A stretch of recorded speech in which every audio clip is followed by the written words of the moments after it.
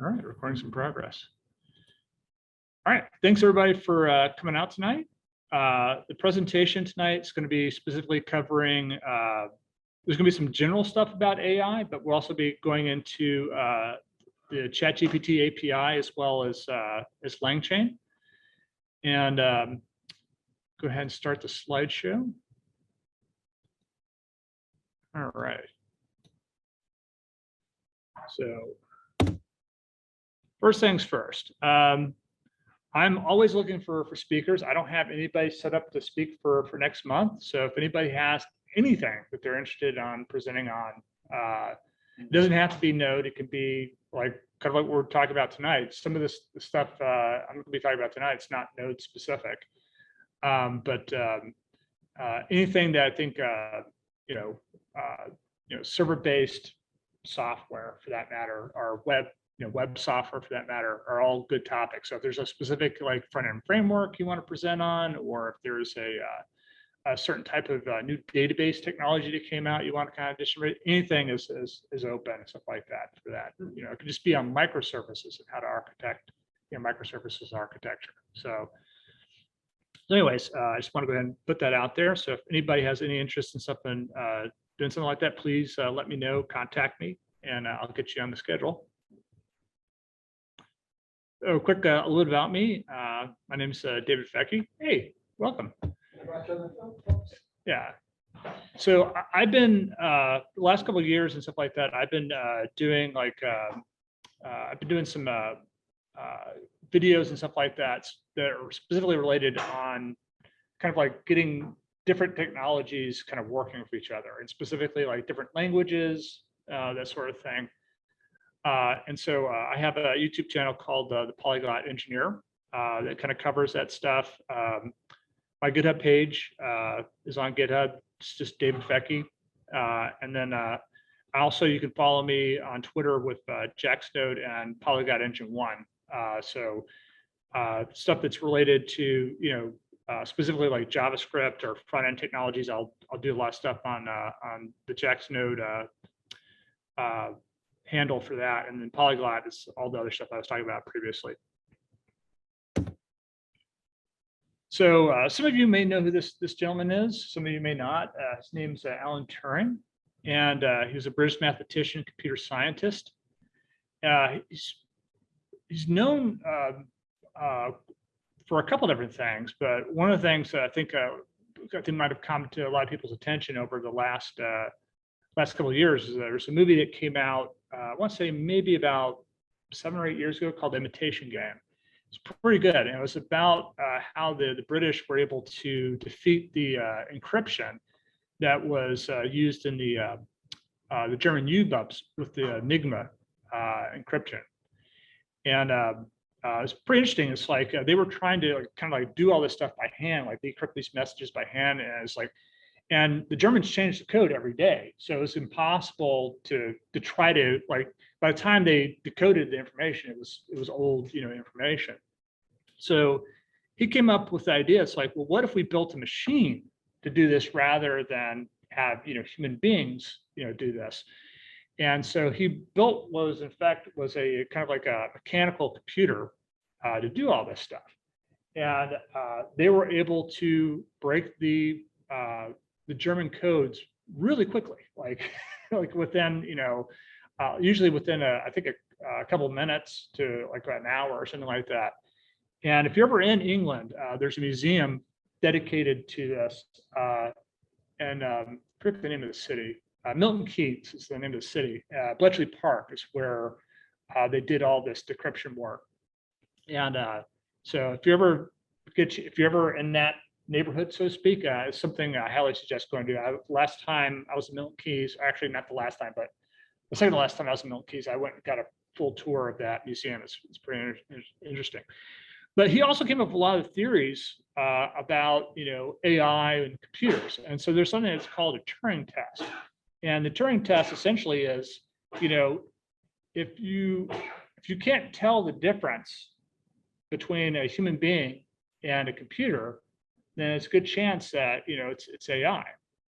And so that's that's one of the things that's kind of come up recently with ChatGPT, because a lot of people have been fooled by GPT. Am I actually speaking to a human? Like, is there some guy named Larry that's stuffed in a server room somewhere that's actually typing the stuff back, or is it actually, is it actually a model that's been trained with machine learning?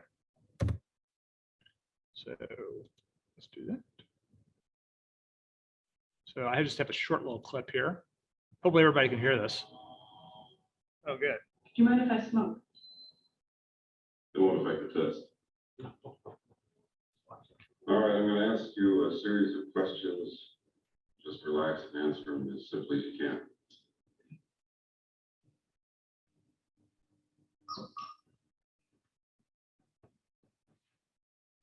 It's your birthday. Someone gives you a calfskin wallet. I wouldn't accept it. Also, I'd report the person who gave it to me to the police. You've got a little boy. He shows you his butterfly collection, plus the killing jar. I take him to the doctor.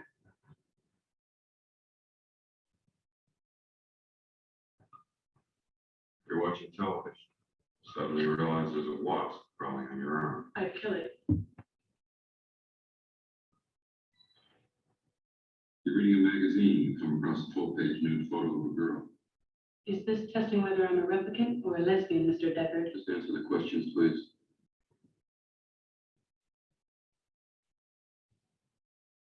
You show it to your husband. He likes it so much he hangs it on your bedroom wall. I wouldn't let him. Why not? I should be enough for him.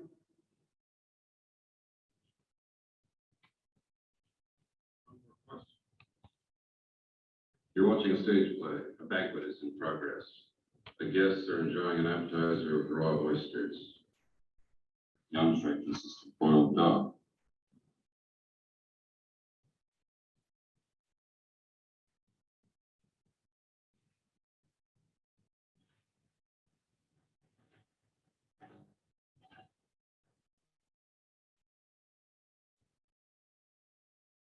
Would you step out for a few moments, Rachel?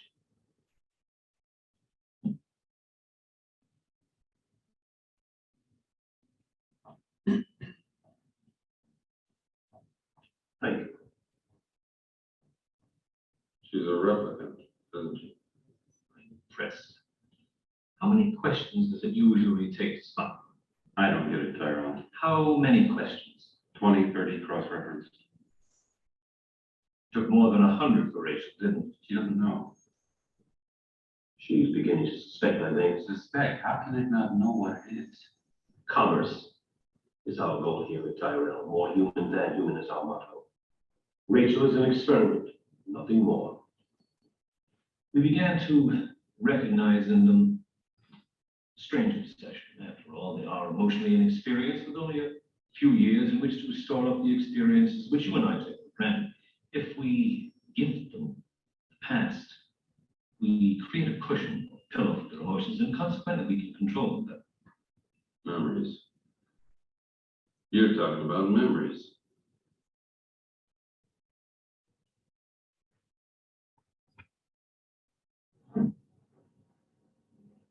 Just curious, has everybody seen the movie Blade Runner? Everybody, I don't know if everybody's seen this scene or not, but the replicants are essentially, androids. But it's like it's difficult to tell whether or not they're android or not. And so the test that Harrison Ford's doing there is called the avoid conf test. And essentially it's the test they're using to try to detect whether or not the person they're speaking to is actually a human being or a robot. And so I thought that would be I thought it was a good analogy for the presentation tonight. Oops. Do you mind if I smoke? All right, let's go to the next slide. So that takes us to another popular movie, Terminator. And so I think one of the things that people are kind of scared of with AI is that the technology may turn against us at some point. And there's been other examples of this in the media.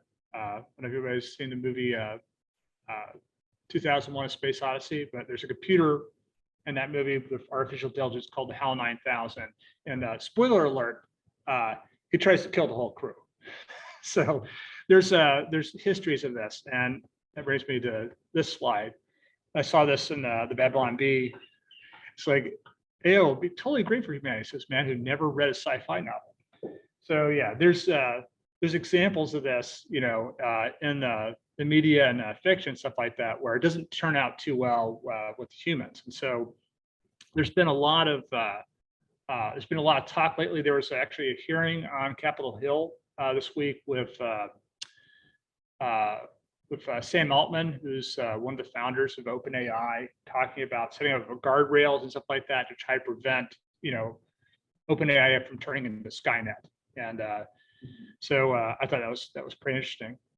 But actually, that's kind of the reason for why OpenAI got started. So the story that Elon Musk likes to tell is that he was actually staying at Larry Page's house. Larry Page is the founder of Google, and Larry Page was talking about doing about, you know, developing this artificial intelligence at Google and stuff like that. And you know, Elon Musk was arguing with him about, you know, it's like, well, aren't you worried? You know, it's like, oh, and Larry Page was like, I want to create like a god, you know, and so he said, well, aren't you concerned about humanity and stuff like that? And I think Elon Musk said that Larry Page called him a speciesist.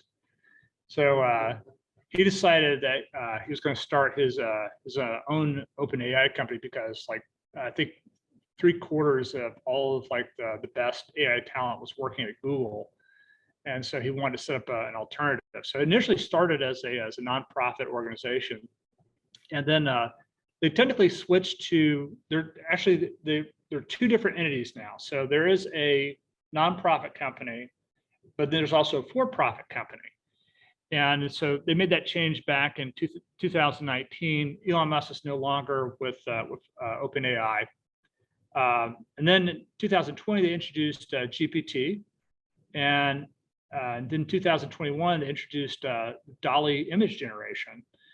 And then end of last year, they introduced ChatGPT, which uses GPT as a chatbot. And back in January, Microsoft partnered with OpenAI, and they have a 49% ownership. And so they don't all out own OpenAI, but they own a lot of the intellectual property now. So part of the reason for that is, you know, they're trying to compete with Google, and so they want to be able to leverage this technology into their products. So ChatGPT 3.5 was introduced into last year. It's an AI chatbot, and it very quickly became the fastest growing website in history. Like, they went from 0 to 100 million users in 2 months. And it's like the closest I think that anybody's come to that was, hey, how you doing? So the closest anybody came to that, I believe, was TikTok. I think TikTok grew pretty quickly, but not at that rate. So it's definitely entered the zeitgeist. And the way I know it's entered the zeitgeist is because my nephew who lives with me is in his first year of college and stuff like that. And I was talking to him about it and stuff like that. He's like, yeah, the professors are telling us that we can't use ChatGPT to write our papers and stuff like that. Mm-hmm. So it's definitely something that's it's entered the zeitgeist. People are aware of what it is. So GPT stands for a generative pre-trained transformer. Try repeating that 5 times really fast. It's what's referred to as a large language model. And it's based off of a type of machine learning called NLP, or natural language processing. And just as a point of reference, there's a really cool company here in Jacksonville called NLP Logics, as an example. And they do a lot of .NET development, but what they're really known for is for their machine learning, AI type stuff. They're doing some pretty neat stuff with neural networks and being able to detect, cancer better than a radiologist can. So, it was trained using 410 billion tokens, which were common crawled essentially over the internet. The sources included books, Wikipedia, and just general web text. And the way it works is that it predicts what's the next word that's supposed to come next. So it's basing its weights and stuff like that essentially off of what's the next thing? You've probably seen stuff like this. Like if anybody here uses Gmail and you start typing something in Gmail, it'll do a completion for you. And it's kind of based off of that idea where they're doing a prediction on what's the next word or the next couple of words and stuff that they think that you're going to use based off what you've already typed. And so with it by itself, it just would come up with gobbledygook. And so what they did at OpenAI that's really been given it the intellectual property that they have now is that they use their engineers to essentially use human reinforced learning to train the model. And so they're going essentially with for pre-trained analysis. They go through all these different types of possible scenarios where somebody asks this question, what's the kind of answer, and it bases it builds its model and stuff based off of the human reinforced learning. So how do we use this stuff ourselves, right? So one of the things that's really cool about OpenAI is that anybody can go to OpenAI and sign up for an account, and then you can start making calls yourself. You can build your own applications around their APIs. And so there's a regular REST call that you can make, but they also have libraries that are written in Python and JavaScript. I think primarily the people that are writing applications around OpenAI are most likely using Python, because that's kind of like the language, the default language for doing machine learning and AI. But they do have pretty good JavaScript libraries as well, and they're available via pip and npm. And the way that you authenticate, the way you make these calls, is that you get like a bearer token, and it's the OpenAI API key. And then you just basically pass that as your bearer token when you're making your calls, and it just works.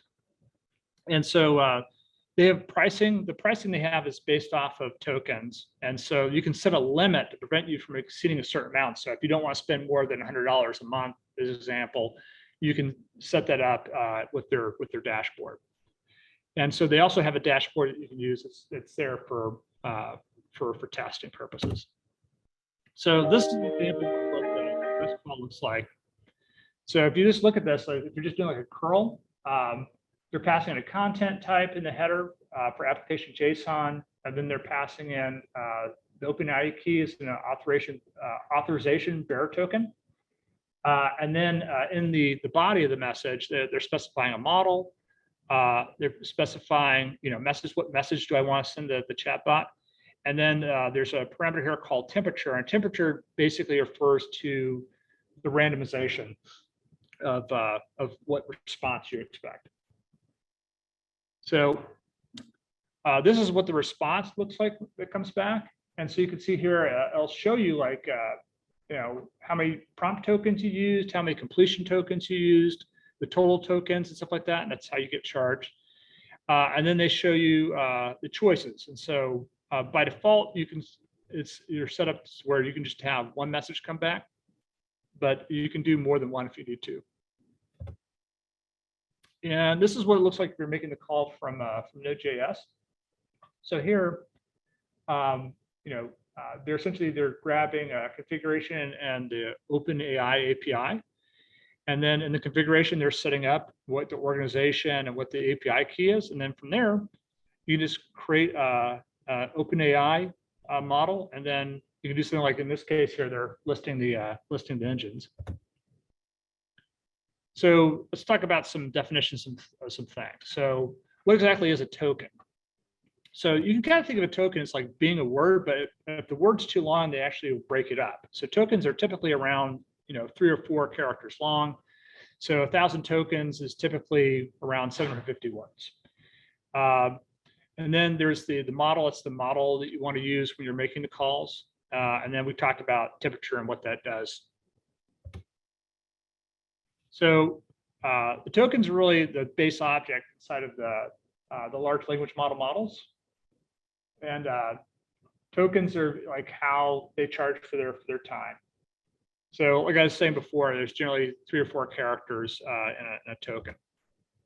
The models, they have a number of different models and stuff you can use. It's not just ChatGPT.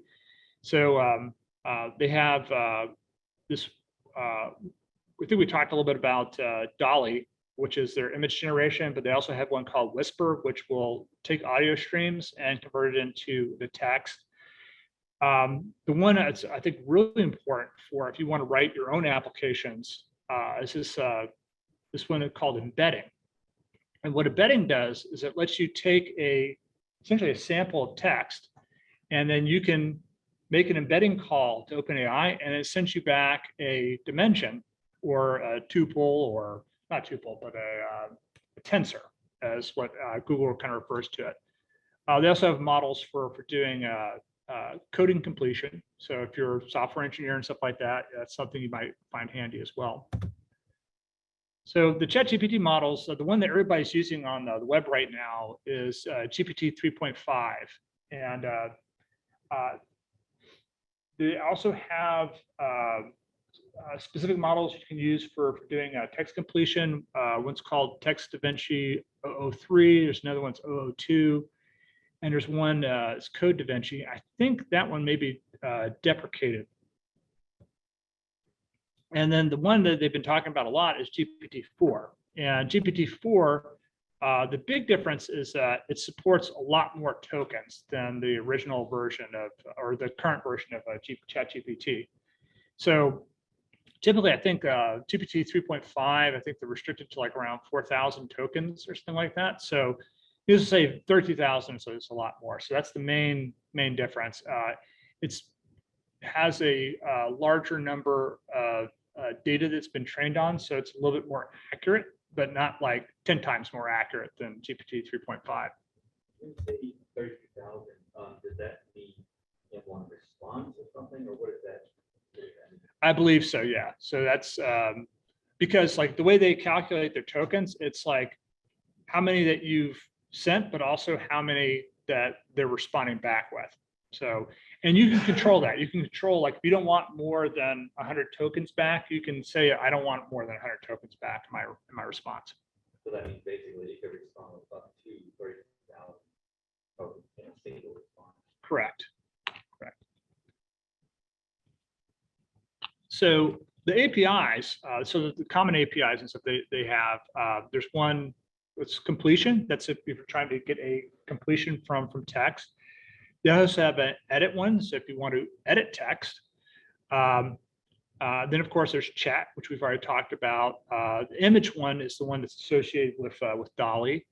There's the embeddings that we talked about before, which essentially will take a sample of text and let you essentially get a dimension that you can use for your own applications. And then they also have an audio API and a moderation API. So if you're looking to kind of moderate, like you don't want people saying bad or nasty things on your Web 2.0 website and stuff like that, you can leverage their moderation API for that as well.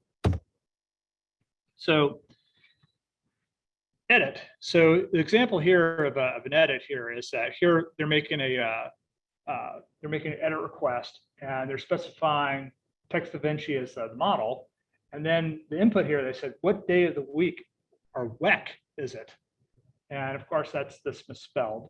And so the instruction that you can supply to as an argument is fix a spelling mistake. So if you make this call, it will essentially give you a response back with it spelled correctly. Everything, all the things that were spelled incorrectly, spelled correctly. Completions are really for kind of completing so you can start off with a prompt and then it will complete. So in other words, if you're trying to, let's say, maybe you're starting to write that essay, but you don't know how to finish it up, you can use this prompt to do that for completion. And then there's chat. So this is primarily used for creating chat bots. And they can take model messages as parameters. And so when you're saying a message in, the message is actually kind of like a dictionary. And in that message, you can have a role, and then you can also have the actual message itself.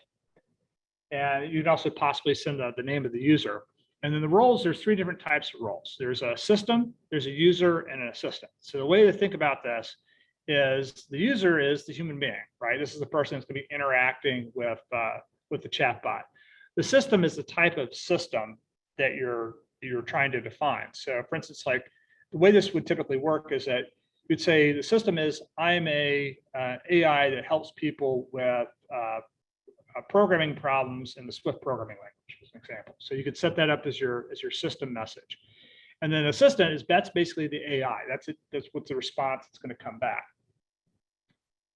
So the system is typically just used once. So you just define that once, and then you can have a whole conversation with it after you've defined the system.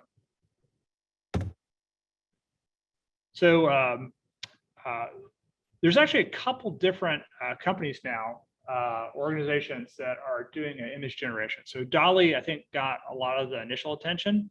But there's a couple others that are very popular. I think, frankly, do a better job than DALL-E. There's one that's called Leonardo.ai. There's another one called Midjourney. It's also pretty popular. I think one of those, the way you interacted with it was just through a Discord server. And then Adobe also has their own called Adobe Firefly. And I'll do a demonstration of that tonight because that's actually pretty cool. Some of these will let you kind of create or edit a variation of an existing image. And you can specify different variations and sizes. And it takes a prompt basically to generate the image. So you make a textual description of what you want your image to be, and then it'll actually produce the image. And I think Google just announced that with their Bard, they have a partnership they formed with Adobe. So if you say, make an image that says or does this or whatever, it will actually use Adobe Firefly to generate that image. Or that's I think that may be alpha now, but it may be coming out in a public beta pretty soon. So we talked a little bit about embeddings before, and essentially what embeddings do is they create a multi-dimensional array representing a set of text. And that array or vector can be used in a vector database or just memory if you're not using a database. And so that's where the real power of OpenAI comes in, is actually with the embeddings. And so one of the things you can do with this is you can take your own data, right? And then you can split the data up. If it's like a large text document, as an example, let's say you have like a book or something like that, and you want to write a bot based off the knowledge in this book, you can actually take that, split it up into different sections, and then get an embedding back for each one of those different sections. So let's say you just create a section for all the different pages in the book, right? Then what you can do is you can create an embedding for that, and then you can store that embedding along with a reference to the page in a vector database. It doesn't have to be a vector database, but it has to be, you have to be able to way of storing the vector. And then you can do a search based off of that, and then it will return back the vectors, and then you can use that with GPT to actually come up with your own bots. And I think that's going to be the real power. That's the way a lot of people are going to use this this kind of emerging technology, is that they want to write their own AI bots based off of their own data. And embeddings is what allows you to do that. And then there's this framework here called LangChain. And LangChain is primarily a Python library, but they also have, I think they're pretty close in parity with their JavaScript library. And it's a library specifically for being able to do AI chat applications. And so the library is built around prompts, chains, and agents. So chains are referring to chaining large language models together, and or experts. And then agents are programs that use large language models to do your job for you, basically. And they can be connected with other databases, or sorry, with other services, as well as a vector database. And this is where I think AI starts to get a little bit scary. So I don't know if anybody remembers this, but back in the 90s and stuff like that, there was a lot of talk about agents. Does anybody remember like the talk about agents and stuff like that? The idea of a software agent is that you have this program that runs on your computer, and you could say, hey, computer, this is kind of what, Cortana and some other of these services are supposed to do. So you can think about it this way, like on my phone, I've got an iPhone and it's got Siri on it. And I can say, Siri, can you schedule a dental appointment for 10:30 a.m. on Thursday? And it will actually go through and create an appointment for you and stuff like that. And so that's a very, I think, unsophisticated type of agent. But they're starting to get, I've seen some demonstrations of stuff using this technology that where you can say, hey, go and do this job, and then it'll go through and do Google searches, it'll check code into GitHub, and it'll build out whole applications, deploy them to a server and stuff like that. So I've seen some stuff that's getting pretty crazy with what people are doing with these agents. So in the demo tonight, actually, we're going to be doing a chatbot application that uses LangChain. And so one of the things that's cool about this is that you can supply your own information. There's all kinds of different formats. So you can just import regular web content. You can import text files, CSV files, PDF files. And then you can use, there's different versions of this, but they have like a text splitter class. And in that's basically what you use to kind of break that text up into manageable pieces of data. And then each one of those pieces of data, you make an embedding call back to ChatGPT, and it gives you a vector that you can use and then store in your vector database. And then from there, you can query your vector store and then create a chain. And then you can build your AI bots basically off of this. And that kind of brings us to vector databases. And this is kind of a new entry. I think we've seen like I got started using SQL Server and working with SQL Server and Oracle. And then there's been a slew of open source relational databases and stuff that have come out over the last couple of decades. And then there's been these NoSQL databases that have come out and kind of proper document databases, are an example. There's these very scalable, fast, different databases and stuff. And now there's vector databases. And vector databases are essentially just databases that are set up very similar to like a document database, where you can store, your data in there, but along with, a vector that represents, this. And it doesn't have to be with OpenAI. These are being used for all kinds of different machine learning types of applications. And so some of the ones that are starting to become popular, so a lot of these companies have gotten big investment dollars recently, like Pinecone, Supabase, Chroma, Melvis is one, and Weaviate. I've worked with a couple of these. And then if you want to use an existing database, there's a vector extension you use with Postgres. So if there's anybody here using Postgres as an example, you can just do this using Postgres. Pretty much anything you can do with a NoSQL database, you can do with Postgres as well. So I think that's, if you don't want to fool around with some of the newer technologies, you just want to use your existing database. If you're using Postgres, you can do this stuff with Postgres as well. So what are some of the real problems, the current problems with AI? So one of them is something that's called fantasy. So some of you may have experienced this if you've used ChatGPT. So if you go in and ask questions, stuff like that, like tell me what are like the 10 most popular movies in 1984 and stuff like that.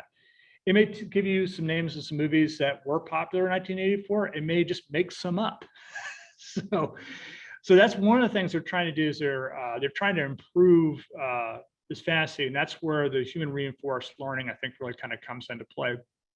But a lot of times, I've experienced this where, especially if I'm trying to get into something that's very technical and stuff like that, and try to get the answer to ChatGPT, it'll give me what seems like technically correct information, but it's garbage. And some of that has to do with, there just needs better training. Some of it just has to do with the fact that the data set that ChatGPT is using, I believe, ends in like 2021. So there's about 2 years worth of data that it does not have yet. And so that's one of the things that obviously they're they're trying to solve with OpenAI. But that's where the embeddings, I think, come in. So if you're trying to build something around your own data, and if you can keep your own data up to date, then that's not going to be a problem.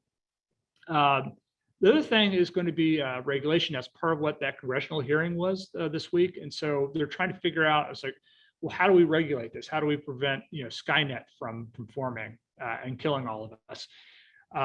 But there's good, one of the things that Sam Altman was talking about was, basically having the federal government license companies to do this. And obviously, the larger, well-established companies, generally have less of a problem with government regulation than the smaller mom and pop or upstart companies do with regulation. So that may hinder some of the development and stuff like that. But as far as like a 6-month pause goes, that's not happening. So I think another thing too is if you're building applications around this, you need to do lots of testing. So it's like I said before, fantasy is an issue. Stuff being out of date. You need to do a lot of testing. And that's one of the things that kind of frankly scares me about agents. It's like, I don't really trust this enough to start building agents with it.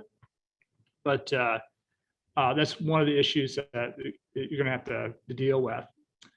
Another problem, this is something that people are concerned about, is, loss of jobs. So, I think one of the things that I've heard a lot about is that it's like, we're not going to need software engineers anymore, right?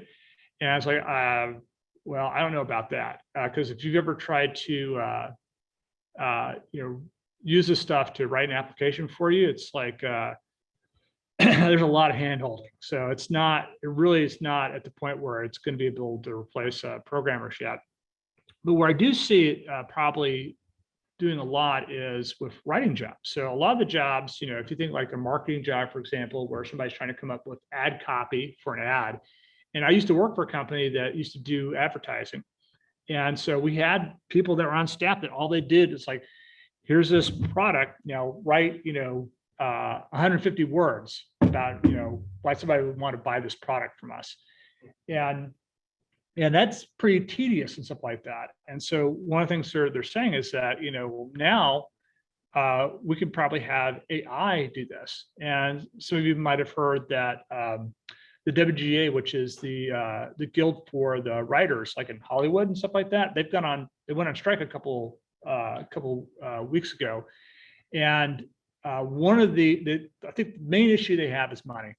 But one of the issues they've listed is one of the things they're concerned about is AI. They're afraid that Hollywood is going to use AI to basically replace them. And I played around a little bit with trying to have it write jokes for me, or write like some dialogue. Like one of the things you can do is like write a dialogue from a movie as if it was written by Quentin Tarantino, and it will write something. But from what I've seen, it can't replace Quentin Tarantino. But I've also heard where people have said it's like, well, it could pass the MCAT and stuff like that. So there's definitely there's some things that it can do, but there's a lot of stuff that I think people are thinking it can do that it really can't do yet. And another issue is implicit bias. So some of you have probably noticed this, like the example I think they gave was like somebody listed like 2 different political candidates, and it wrote something really nice about one of them, but the other one didn't write anything about. So it's like, depending on what side of the aisle you're on, stuff like that, that may or may not be a problem. But it's one of the things they've actually addressed with ChatGPT 4. So there's one of the things I've noticed, there's a lot less implicit bias in GPT-4 versus 3.5. So let's do a quick demo here. All right. So if this is hard to read, I apologize. I'm going to try to blow this stuff up. Let's do this first. Let's go to secure LangChain demo. All right.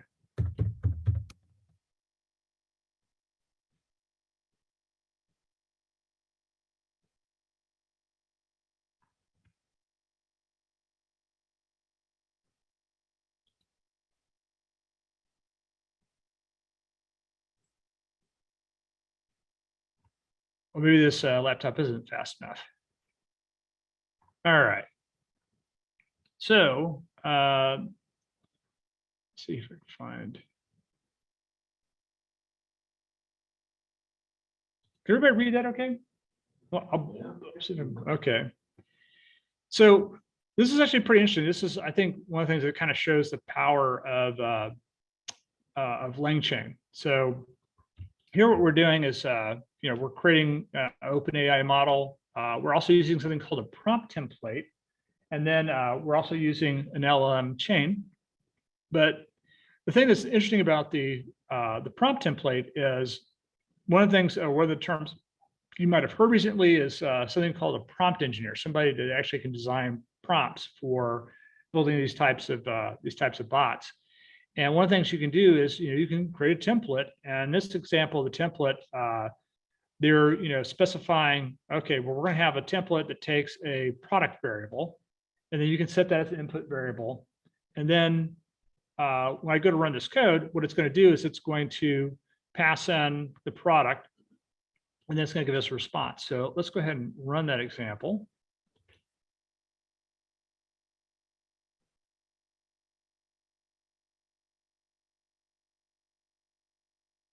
And there's our answer, fancy feet socks. So colorful socks, and the response here is fancy feet socks. So that's nice because here you were able to specify in the prompt basically what you wanted it to do, right? And then you just pass in a variable into that, and it's able to perform that against the variable. The other thing I was going to show here is completions. So I think we saw a little bit of an example of this in the slide here, but this is how you can actually just do this using the OpenAI. This is not using LangChain, but this is just using OpenAI. So here, this is how you'd make a completion. You come here and then you specify a model, and you specify a prompt of what you want to say. And in this case, we're setting the temperature to 0. I'm going to try changing that to 0.5. And let's run that. See what. So larger number is more random, I believe, yes. So here, say this is a test, and then the response back here is, yes, this is but I've limited it to a maximum of 7 tokens. So I'm going to change that to maybe 15 tokens. Let's try running that again, see what happens.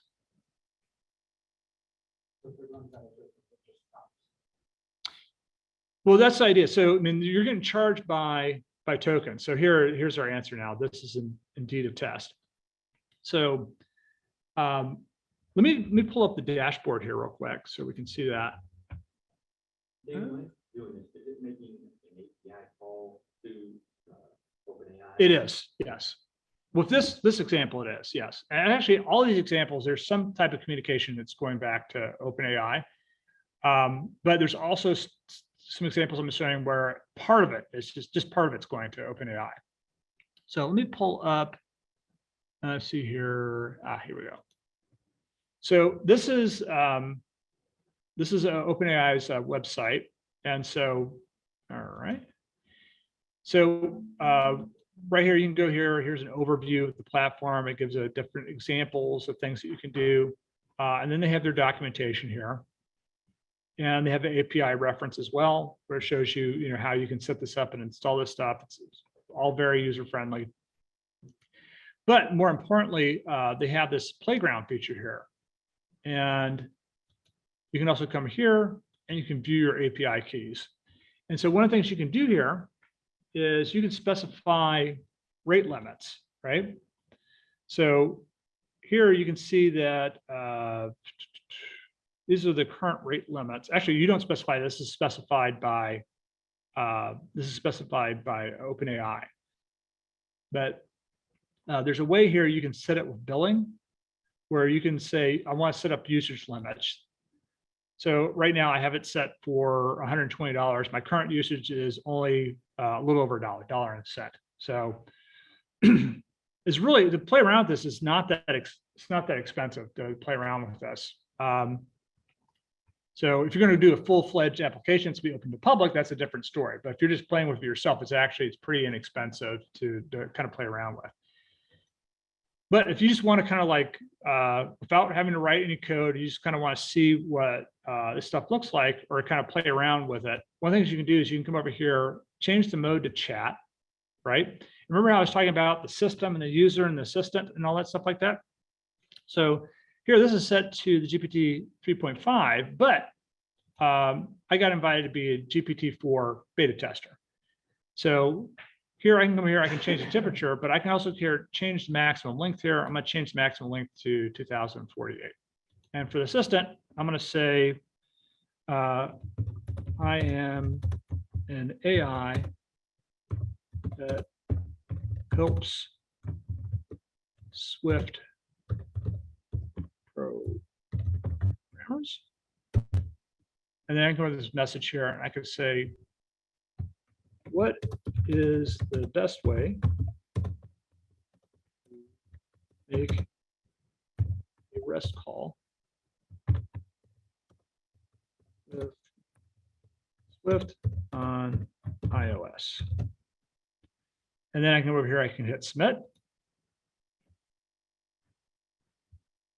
And it streams the answer back.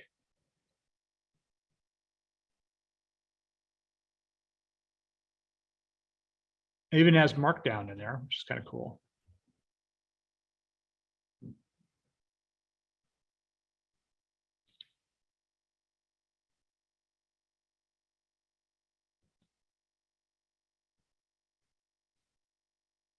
And this will go all the way up to a length of 2048.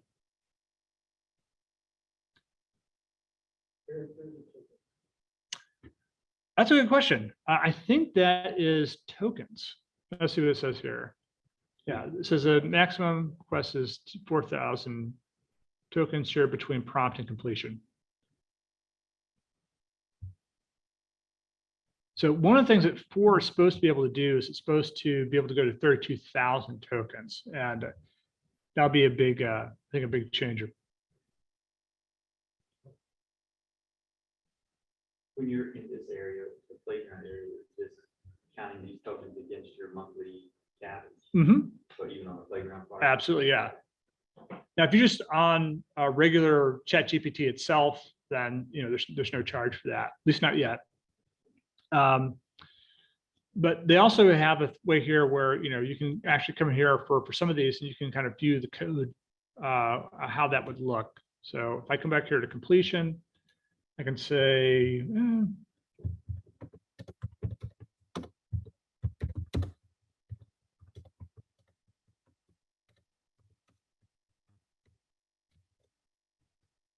over here, hit submit.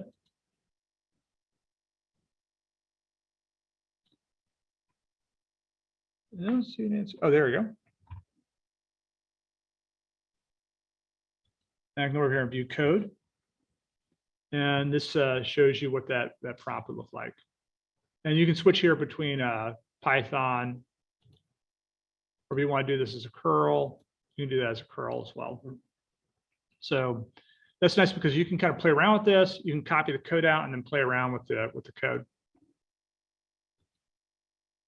So all of your prompts, as well as setting up or telling your system what it does, are all in human readable text. Is there a way to make it to be more specific using more technical text?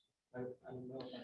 Yes, I understand what you're saying. Yeah. So, one of the ways they do this, so like primarily, like if you're just using the regular API calls and stuff like that, that is just using text. But when you actually want to start leveraging, the ChatGPT behavior for your own data and stuff like that, that's where embeddings come in.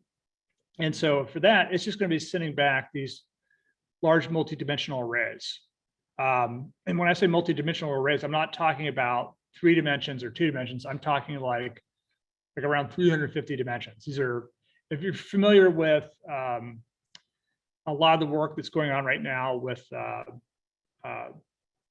machine learning and stuff like that, it's very common to use these very large arrays. And that's one of the reasons why Python is so popular for doing this, is because it works very well with those types of data types.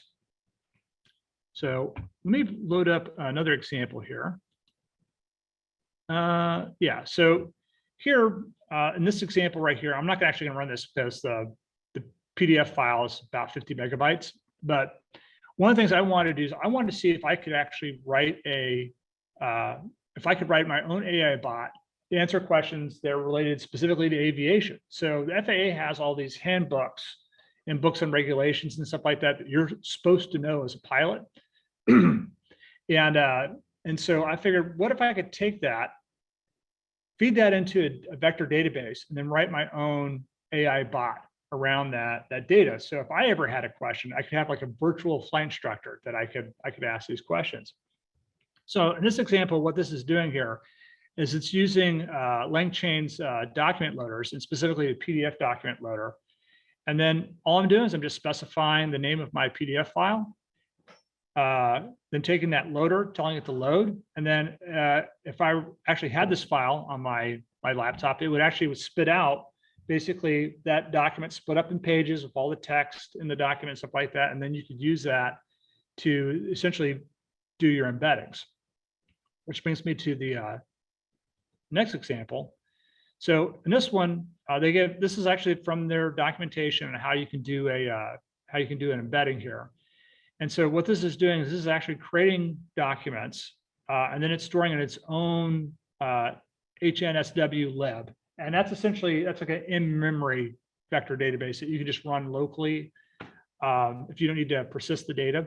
So in this example, what it's doing here is it's coming through here and it's creating its own document store based off of these 3 different documents. It's just 3 little sentences. And then it's assigning an ID to each one. And then what it's doing is it's taking that and it's doing a similarity search. So if I come in here and I run that,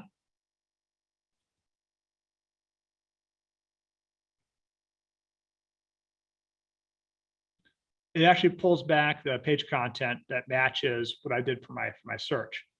And this is kind of the basis. This is the part I was talking about where this stuff will all run on your server. You don't need OpenAI to do this bit unless you're going to go and actually do or create embeddings. In this case, it isn't creating embeddings. So there are calls that are made to OpenAI for that. But just to take the embeddings and store them and stuff like that, that can all be done locally.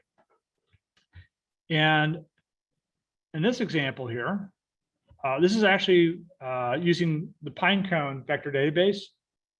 And what I'm doing here is I'm just creating a client to the Pinecone, and I'm passing in an API key, an environment key, and then I'm specifying an index name. Think of the index as being like your database, right? And then from there, what it's going to do is I'm going to take that same handbook, the pilot handbook, and load that up into docs. And then what I can do is I can just say, I want to create a store from that based off of those documents. So I'm just saying, here are the docs I just loaded up from this handbook, creating the embeddings, and then it's passing in that specifically into that Pinecone store. So this essentially, you can use this to essentially take all of your data and then store it onto a vector database. This is 21 lines of code, so not very difficult by any means. So I've already done that for the sake of the presentation. So I have this search Pinecone script here, and what this is actually doing here is it's querying. Now I'm querying that vector database, and then I'm using this vector DBQA chain, which is creating an LLM based off of that vector store. And then it's creating this chain. And then in the chain, I'm just making a call to that chain, which is I want to ask it. So there's an instrument that measures airspeed on an airplane called a pitot tube. And so I want to ask a question, what is a pitot tube? And so I'm going to go ahead and run this example here. Linear? Maybe not. I may have to run this from the command line. All right. So what is this called? This is search Pinecone.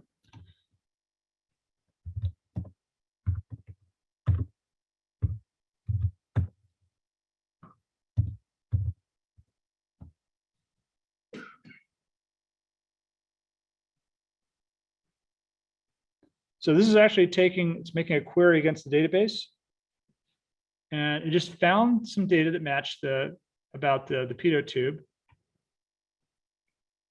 And here's the response here. It says, a pitot tube is an instrument used to measure the total combined pressures that are present when an aircraft moves through the air.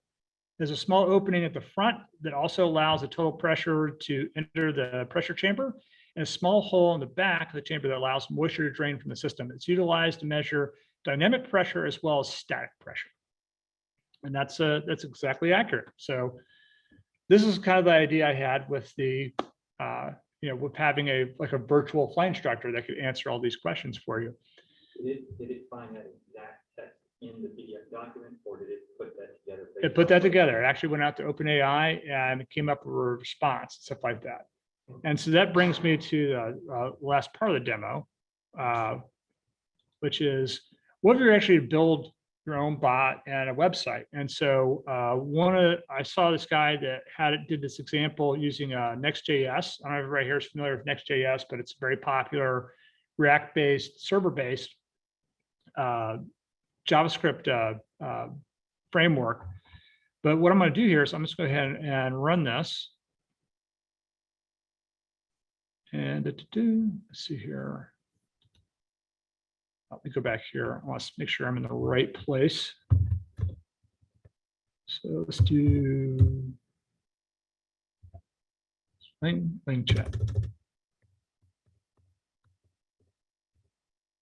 Okay, I'm in the right place. So if I come back here and let's open up a new tab and let's call this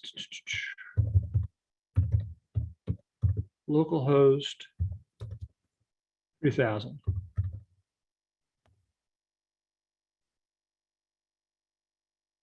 All right, so in this example right here, this is essentially, it's using LangChain, it's connected up to OpenAI, but this will work just like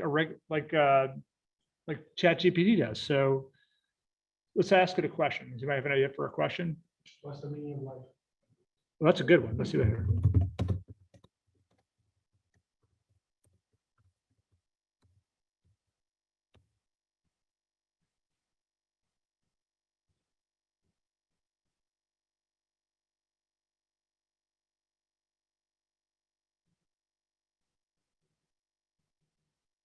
So one of the things that's actually neat about their API is that they do have a streaming API. And so you've probably noticed this too when you're on the regular ChatGPT site.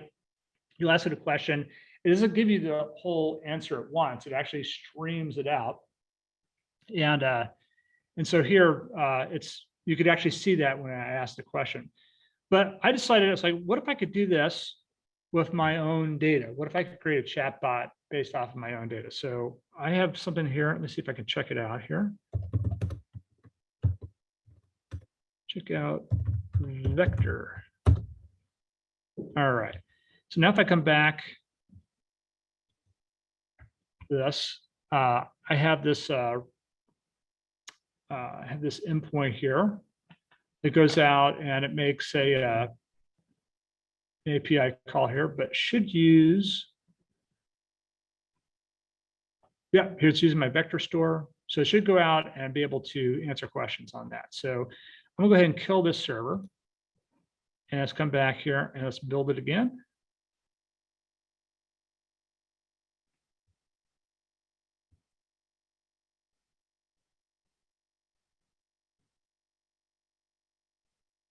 I think it started up. Let's see here. Okay, yeah, I think it's rendering. Or is it? Okay, here we go. So now I want to ask a aviation related question. Think of a good question that comes from that handbook. Small speed. What is stall speed?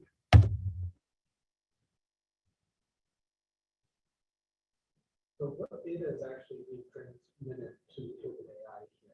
They're actually taking the actual vectors and passing that to OpenAI with the ones that match our text here. So stall speed is the minimum speed at which an aircraft can maintain level flight. Any slower, an aircraft will stall. It's important for pilots to know the stall speed of the aircraft in order to avoid a loss of control or stall. stealth speed can be affected by factors such as the aircraft's weight, load factor, and angle of attack. That's all true. So that's actually very accurate information. And the reason why it is accurate is because I actually supplied the information. So I know that the information is good. So anyways, right there, with very little code and stuff like that, I was actually able to write my own AI bot around my own data that's pointing to a vector database and using OpenAI. So let's go back to the How is slide. the data structured that should be, does it have to be in a certain format? Because I saw you do a PDF, so I don't know what that PDF looks like. And then how does it break it down into something that it parses and understands? Yeah, so what it does is it actually creates like pages or documents. So when you go and you load a document up using LangChain as an example, it actually will split that up into basically different text. And I think the way they do it with the PDF is like each line of text basically becomes its own string. So they split it up into an array of different strings. So they don't put like all the text that's on a page. And then they define that into a document. And then what you do is you take that document and you send the embedding out to OpenAI. It gives you back this dimension, and then that dimension, or the vector, multidimensional array. And then when you go and do your search, it's actually searching the text just like you would with like a regular text, like a large text field and stuff like that. And then if from the results it gets back, it takes just the vectors that are associated with your search. It passes that to OpenAI, and then OpenAI comes back with a response based off of your prompt and those dimensions. And then it gives you the answer back.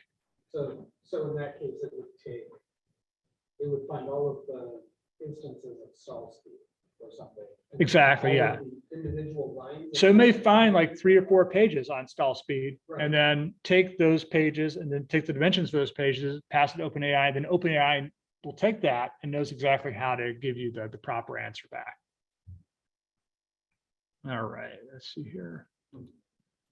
So, So if I were to ask that same question again, or a very similar question, you should get the same response. I would get a similar response, but I'm also sending the same amount of data. Correct. My Yeah. bandwidth usage is the same, my number of tokens. And that's the problem you can solve, just like we solved today with caching. So that's a fairly easy problem to solve, and that way you don't have to worry about using all your tokens. So that kind of leads me to this slide. One quick question, I'm sorry. Yeah. On that part. If we were to take this and say, I want to create a chatbot that helps answer customer questions about our company or whatever. Right? Yes. Or maybe even client questions, meaning like these are not just people browsing around on the public internet, these are actual clients. Mhm. Is there a risk of, if we say, I want to take this and I want to send this in as embedding or whatever, is there a risk in sharing private company data with, I guess, with AI? Is that how that works? Or it actually? Well, let me ask you this question. Would you trust anybody who's trying to make Skynet? What's that? So yes, there is risk to doing that. I don't think that Sam Altman's motives are impure. I think that he is concerned about making sure there are guardrails and that it's used safely. But they're still a large company, and I'm always, apprehensive about what kind of data I'm passing to a third party. And one of the things you have to be really careful about, especially if you work like in the healthcare space or financial sector, as an example, it's like there's pretty strict regulations about what data that you can pass off to who, and you have to make sure that, because you start running into, issues and stuff like that where, if OpenAI were to get hacked and somebody were to get to some of the data and stuff like that, even if it's just vectors and stuff like that that are stored and stuff like that, there's still a lot of potential there for very bad things to happen. So just from a regular information security standpoint, Yeah, that's one thing I'd be scared about. For me, I was thinking about stuff that's already publicly available or stuff that you want to make publicly available. I wouldn't like pass it like financial records or somebody's health history and stuff like that. But that kind of brings me to this slide. So I mentioned earlier in the presentation about AutoGPT. If you get a chance to play around with that, it's actually a pretty cool tool. You have to have Python. I think Python 3.10 or higher, something like that, in order to be able to run that. But that is an actual example of an agent, and you can use it to hook it up to like the Google and to the GitHub and stuff like that. And I've seen demonstrations where somebody uses a voice command to the computer. It's like, build me a website in Next.js using Tailwind, CSS, and stuff like that. And then it goes through, does all the work, and then boop, puts it up onto, uploads the code to GitHub, and then it publishes it out to a web hosting provider, all automatically and stuff like that.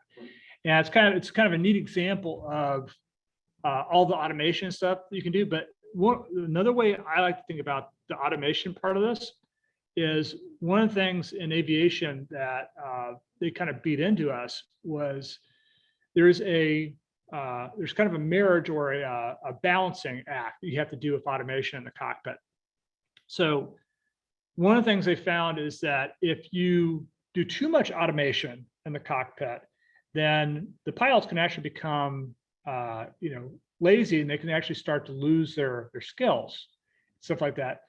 But you also don't want to inundate the pilots with not enough automation, stuff like that. And so just as an example, like a commercial aircraft that you'd fly around in this country 70 years ago, like a Lockheed Constellation's example, there were 6 crew members on that. They had a radio operator, they had a captain, co-pilot, they had a navigator, radio operator. So they had basically 6 different people that were just crewing the cockpit of the plane.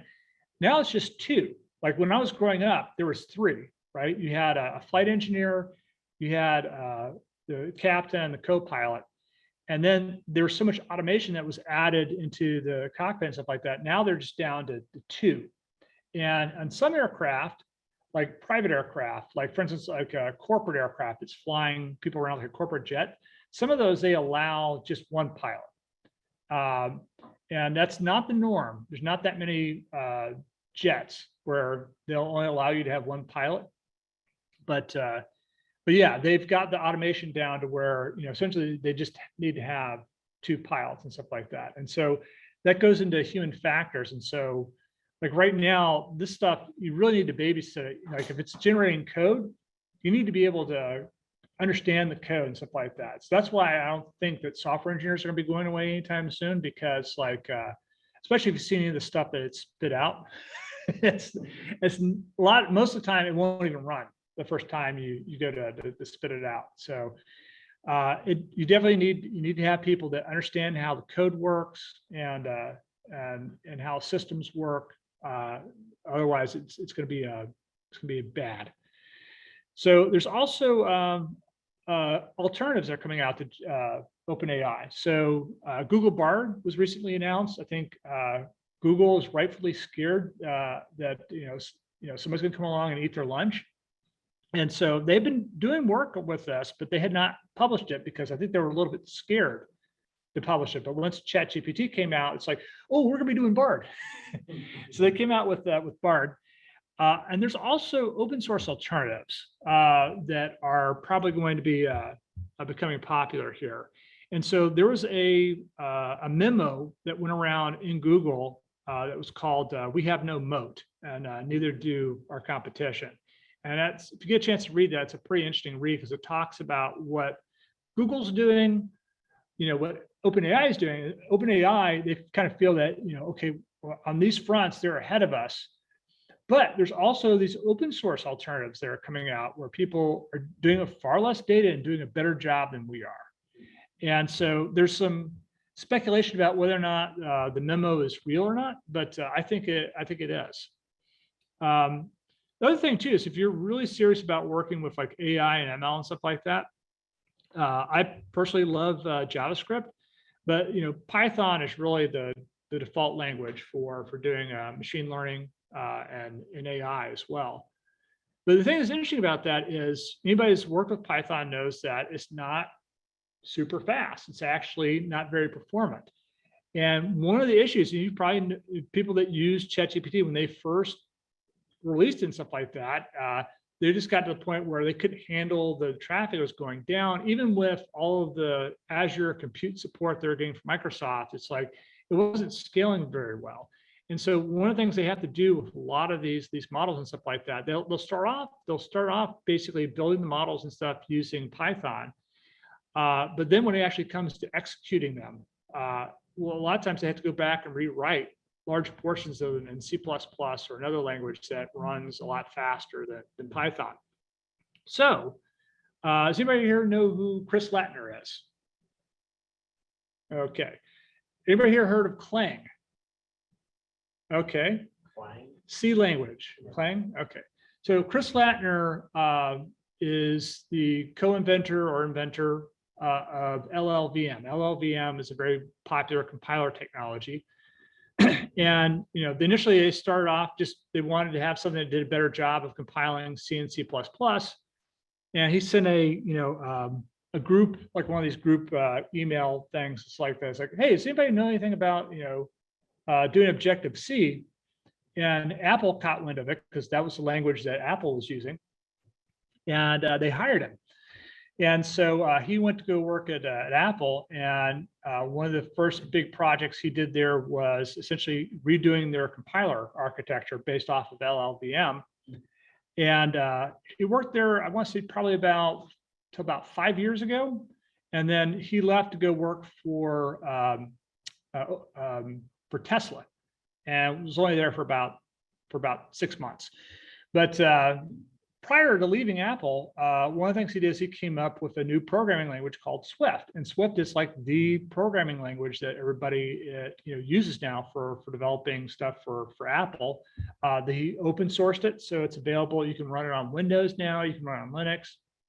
So it's a popular language in its own right. It's not as popular as Python, but it's a pretty popular language. So one of the things that he noticed was that while he was at Google, he worked at Google for a little while, and they were trying to say, well, maybe we could use Swift to do some of this ML AI stuff because it's a much faster language. And he wound up leaving Google, and then Google abandoned. Now they're still just using Python and C++ and stuff like that for doing all their AI stuff. But you saw the problem, right? So all these people that are writing all this stuff in Python, stuff like that, they're writing in Python, but it doesn't really scale. They have to wind up rewriting it in a different language to get it to scale. And so he started a company called Modular, and they just announced a couple of weeks ago, they went public with the announcement of that they're doing these tools. And one of the things they came up with was this new language called Mojo. Well, Mojo is just a superset of Python, but it actually builds and compiles in LLVM. So you're able to generate code that executes as quickly as C++ code, but essentially it's in a Python-like syntax or just a Python syntax. And so they're adding a lot of this, like if you've worked with Swift before, they're adding those language features in there as well. But the key thing is that you'll be able to take existing libraries and stuff like TensorFlow and be able to, build models that actually operate a lot faster and scale a lot better. And so they just announced it a couple of weeks ago. I signed up for a trial, but I haven't gotten an invite yet. But that's something that I think also to look at, because that's going to solve a lot of the performance problems that they're having with this space right now. And the other thing is just in general, I expect to see a lot of these tools and stuff being added to your regular productivity software pretty soon. So, Microsoft has already added it, I believe, to Bing, right? So they have a bot you can run in Bing and stuff like that. And Google just had their conference where they talked about AI. It's like AI. So they're doing all this AI stuff, and part of it is that they're going to be building more and more tools and stuff like that, like completion tools and stuff like that, into their own products. And you're going to start seeing this stuff in like Microsoft Word and Excel, where they have these little agents and stuff that help you along as you're creating your documents and writing your documents. So that's where we're really going to first see this stuff. And I think we're going to see a change to the search engines as well, because I think the search engines now, the way those work, they're completely different from a chatbot, right? You put in your query and it gives you like 10 results and you can page through them and stuff like that. And I think the change they're going to wind up making to that is that it's going to be a bot that you ask those questions to, and then it'll give you a summary of what it thinks that you want, but then it'll give you the references so you can actually go to the specific places that you want to go. So that's kind of what I think we're going to start seeing here pretty shortly. Any questions? Have you, I see you're running VS Code. Yeah. GitHub. I did sign up with Copilot, Okay. and I was using that for Python and trying to figure out a bunch of stuff in Pandas. Okay. And it did save me a lot of time. On 1 gig, so I turned around my personal machine and typed that in. It was interesting how they did it. It wasn't completely always right, but it was an interesting method of doing it. You basically, again, this particular job was Python, but you would you just start typing a comment, function to return a blah, blah, blah, whatever, return, give it a moment, and then it would suggest a line. And it would be a commented outline, and you could, you hit return, accept that, and it'll give you the next line, and then, and maybe it was tab. But anyways, and it would write out, your function for you or whatever, what the call would look like, what library you would use, things like that. And that was probably pretty early in it, but it was very good, and it gave me the right direction all the time, almost all the time, and the code was correct 80 to 90% of the time. Yes. But the problem there was when you're writing code, then all these different libraries, you get different versions and stuff like that. So, it's typical Stack Overflow problem. Yeah, I'm curious what everybody thinks about this. Has everybody here tried or used Copilot yet? That's the Outlook one, right? That's the Outlook or. Well, no, it's actually, it's a coding tool. So for, Specifically coding, I think it's part of GitHub or something like that. yeah. It's a service in GitHub. Yeah, so I signed up for that there, and I spent the money. I'm going to help that one job. Yeah. And you just incorporate it into, when you log into your account, in VS Code, it's there, and you just start typing some stuff, and it'll respond to you. Yes. I use the beta. Use the beta? Okay. And I didn't pay money. I actually paid the money. So. Yeah. I did. Huh? 120 years. Yeah, it was like $120. It was like, it's worth. I do mostly Swift now instead of, and there's no Copilot for Xcode, unfortunately. Well, actually, there's well, so Apple has their big conference in about 2 weeks. Yeah. WWDC. I would be shocked if they did not have something like that for Xcode, because everybody else does at this point. Yeah. So when I was doing TypeScript in VS Code, Okay.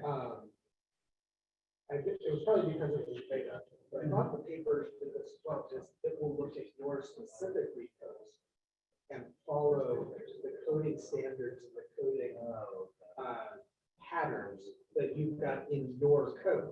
It'll pull from the other, it'll pull from other repos as well. All the other Pull from all the open source repos. Right. But Your own style. we had some weird patterns in our code simply because a more junior developer Yeah. started doing all of it. And I came in later. Yes. And he and I had lots of arguments, but anyway, so there were some weird patterns in there, but it caught those and completed lines completed lines of code for me, following those patterns. Yeah. Really well. And it saved me probably 20-30 minutes a day. The stuff, Oh, simply because I hit tab to complete the line. yeah. Exactly. Yeah, it more than pays for itself, and that's an early version. Yeah. That's not. the Yeah. cheapest, but- I think that stuff works really well, especially if you're an experience that you're having where you're trying to learn like a new language and stuff like that. I wound up, like, I did the beta as well, and I was using it primarily just in VS Code. And I was using a little bit, but it's like, I already know, like, it was something that's probably been very helpful if I was like trying to like pick up like TypeScript. I don't really do a lot in TypeScript, but I just like, it's like, I already know how to write code in JavaScript. So I wound up not doing like after the beta was done, it's like, I wound up not using it, stuff like that. There were only 1 or 2 times that it wrote entire functions for me. Yeah. And that was, I started typing a function name, something everybody does, sort, or Well, something like that. With these APIs, one of the things you could do is you could write your own tool to basically suggest code and code changes and stuff like that using the models they already have. And you're only being charged by a token. So you wind up spending probably less money doing it that way. And I believe that's basically the codecs they're using in Copilot it's the same model they use inside of OpenAI. So that's something also you can take a look at as well. The training base is GitHub open repository. Yeah. Lots of junior folks, right? Lots of junior folks, lots of not all. Like I said, you gotta watch it. Yeah. Which is why our jobs are not in danger anytime soon. Yeah. Well, there's a second leg of the conversation.